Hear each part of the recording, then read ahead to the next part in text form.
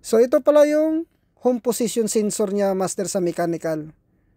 So kailangan mo talagang position yung zero position nito. So yung zero position nito ay yung number 1 na valve. So kung nakita nyo, number 1 na valve.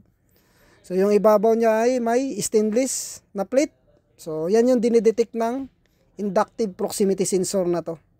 So kailangan itong inductive proximity sensor na to ay nakaka-detect siya pag number 1 na valve.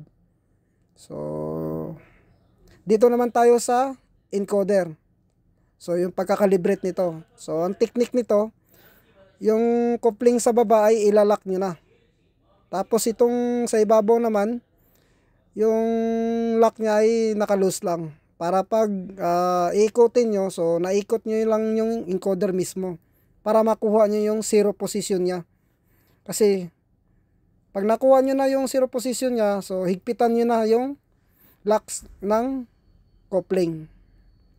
At saka dito mga master sa HMI, so kailangan may taong titingin dito habang nagkakalibrate kayo, kasi nga yung isang tao ay nagpipihit doon sa may encoder, tapos yung isang tao naman ay nakatingin dito sa reading ng encoder. So kailangan kasi makuha mo dito yung zero position talaga, -1 or +1.